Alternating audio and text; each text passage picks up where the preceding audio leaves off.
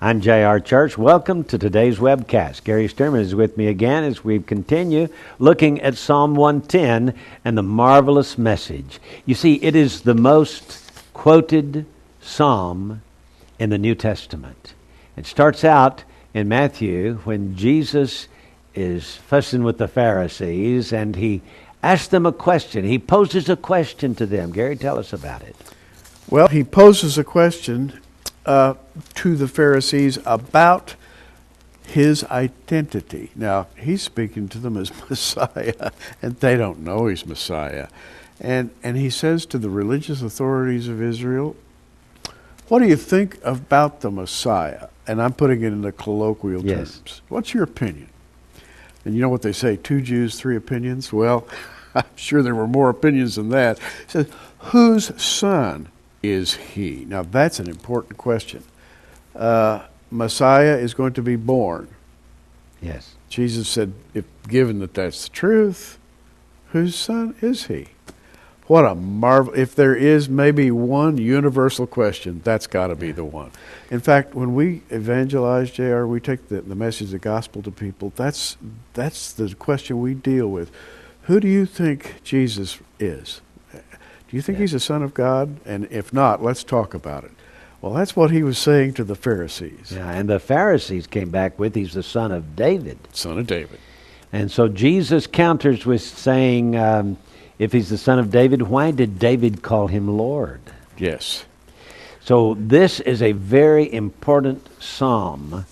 And in Jesus' day, the Pharisees believed, just as Jesus, that the Messiah would be the son of David.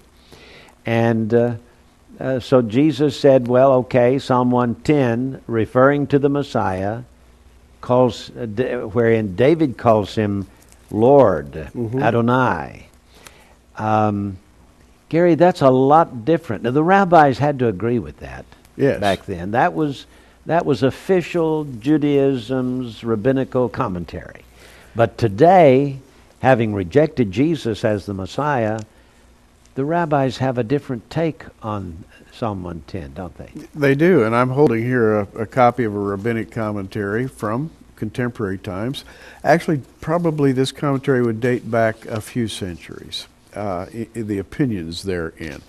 And JR, the fascinating thing about this is that they answer the question Jesus asked in this way by saying, and I'm quoting, God himself was indebted to Abraham because Abraham proclaimed God as master or as Lord. The purpose of creation had been frustrated up to that time. God created the universe so that man could perceive him and appreciate his works. Until Abraham's time, however, the world failed to achieve its purpose. So they then go on to say, God also called Abraham my master, because Abraham had presented God with a gift that he, despite his infinite power, could not have fashioned for himself. So they say, this is a reference to Abraham. The Lord said unto Abraham, is the way they read Psalm 110. Doesn't that say they became indebted to, God became indebted to Abraham? That is correct. Gary, that's blasphemy. It is. We can't buy our way to heaven. There is no human being on this earth that can give God anything that God can't give himself. That's correct. But JR, the conundrum in the minds of the house of David continues just as in the day of Christ, because they say that Psalm 110 is referring to first to Abraham, and then to the mission continued by King David, and finally to be completed when the Messiah comes. And Messiah will be son of David. Abraham, David, Messiah. And this is why Psalm 110 is so important. If Jesus himself used it as a kind of a test, to test for faith and belief, I think the same thing holds true in our day. And I understand from that commentary you mentioned that God is indebted to Abraham. Abraham is set at the right hand of God? Yeah, later on in the commentary at JR, the rabbis say Abraham is described as sitting at God's right hand, which of course if you interpret Psalm 110 that way, he is. with God, therefore at Abraham's left. Now the psalmist places God at Abraham's right hand. This alludes to the statement that in the future God will place the Messiah at his right hand and Abraham at his left. So, say the rabbis, in the end of days, God will be at Abraham's right hand. Wow. Wow. If God sits at Abraham's right hand, that means then that Abraham's higher than God, doesn't it?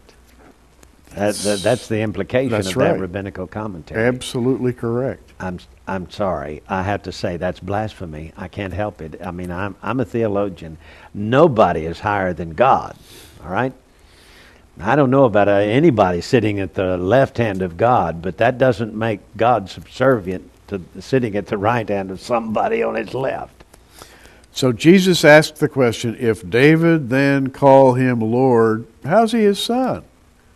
And no man was able to answer him a word, neither dared any man from that day forth to ask him any more questions. In other words, at the time of Jesus, they hadn't had time to think this thing through and place Abraham at God's right hand. Psalm 110 then is a discourse which has Yahweh directly addressing his son, and that would be the incarnate Christ, and saying, sit at my right hand. J.R., he sat at his right hand, that is, at the right hand of the Father, back in the first century. He's been there ever since. But his work is not completed. His enemies have not yet been made his footstool. Well, at this point in verse 5, we have the Lord at thy right hand shall strike through kings in the day of his wrath. In other words, there's a time when the Messiah will get up from his seated position at the right hand of God and will institute the day of his wrath, at which time he shall judge among the Gentiles. He shall fill the places with dead bodies. That should be Armageddon. He shall wound the heads over many countries. This is his second coming. Yes. So Psalm 110 reveals not only his first advent and return to heaven to sit at God's right hand, it reveals his coming back as King of Kings and Lord of Lords. So it does. Wow. And by the way, he comes back as a very human person. I like this, the concluding verse of Psalm 110. He shall drink of the brook in the way, therefore shall he lift up the head.